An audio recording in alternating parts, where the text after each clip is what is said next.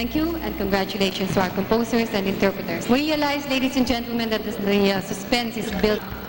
In a while, we're going to out the 4 winners, but then for that, we would like to call on the spirit behind the new foundation.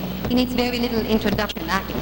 Siya ang chairman ng Board of Directors ng Popular Foundation of the Philippines at kung hindi siya kanta o sumusulat ng musika ay mahalagang instrument rin sa ating pagkatanghal ngayong gabi. Mga kaibigan, si Ginoong Teodoro Valencia.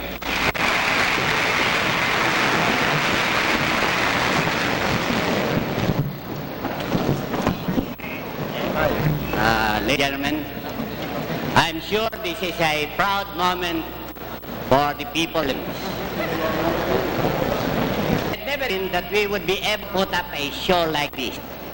Not after the last flop where I participated. I wish to thank the geniuses of ng mga broadcasters sa Pinas and the Broad Media Council for a brilliant idea you saw tonight. I would have wanted to idea, but unfortunately, this is one bright moment that is not mine. I only share it. You will remember, not too long ago, open your radios and you listen to American music, European music, Southern music. And tourists were asking us, where are the Filipino singers? Is there a music of the Philippines?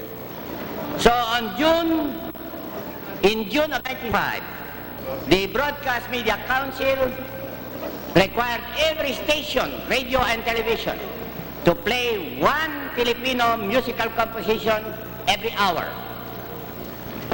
This was very popular. Many stations actually converted themselves into 100% Filipino music stations. In September of 1970, the Broadcast Media Council increased this to 2 Filipino compositions per hour.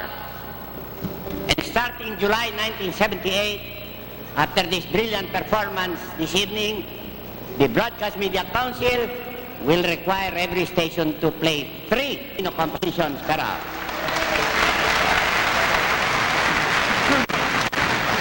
A festival of this character was necessary. We had singers, beautiful, capable, entertaining. But where was the music? So, Broadcast Media Council and the Pop Music Foundation decided to encourage Filipino composers. And I think you saw the results this evening.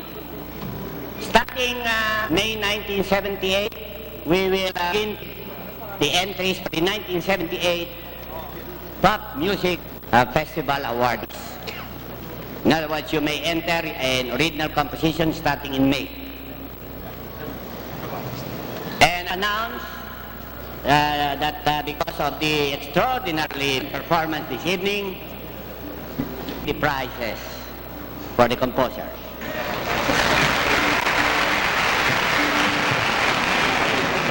The compositions received 2,000 pesos each before tonight's affair. We are increasing this to 4,000 per composition. I also wish to announce that in next year's composition, the winning entry will receive an award of 50,000 pesos. And the composer will send on a trip around the world. All expenses paid. The Pop Foundation was conceived and actually started 1st of July 1970. In other words, we are not even 1 year old. And you have our performance, our show, a complete redemption of my faith, Filipino musicians. I wish to say that all the 14 compositions are already winners. The Board of Judges will soon announce the winner of the first prize, the second prize, the third prize, and the fourth prize. The winner of the first prize need not necessarily mean that it is the best composition, but it is, in the opinion of the judges, the best. It It is quite possible that the last contestant tonight, the last composition, will become the song hit of tomorrow. And I want to inform you that we have 15 other compositions adapted or taken in by the Music Foundation, the Pop Music Foundation of the Philippines. There is one thing I would like to impress upon the public. In the past, when a composer composes a song and sells this song to a recording company, the recording company has the option to put it in the safe and the song will never again be sung. It is regrettable that many of the, shall we say, classic Filipino condiments, some of the best Filipino compositions are sleeping in the boards of some recording companies in this country. And I think if it takes a robbery, we will have to take those compositions so that the people will listen to them.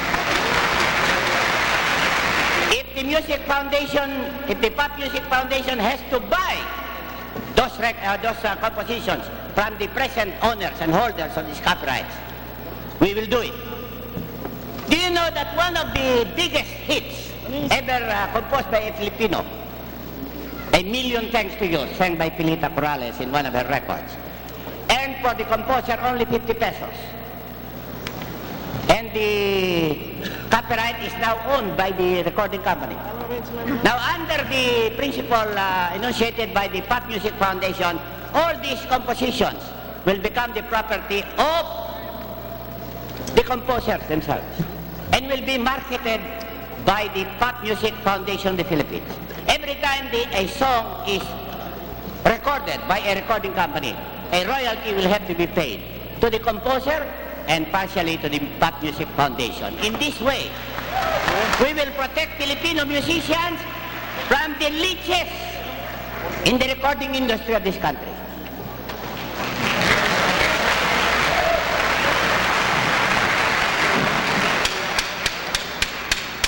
Well, we have composers. 1,100 people submitted original compositions for this contest. The 14 you heard tonight were only the semi-finalists. Who knows? One of those that we neglected to include among the semi-finalists may be a beautiful song. But we can only award to one. And it does not mean that the others are less deserving. So successful is this idea that the PRS, Philippine Refining Company, has agreed with the Pop Music Foundation to put up a nationwide amateur singing contest to produce the new honors, the new singing sensations of the nation.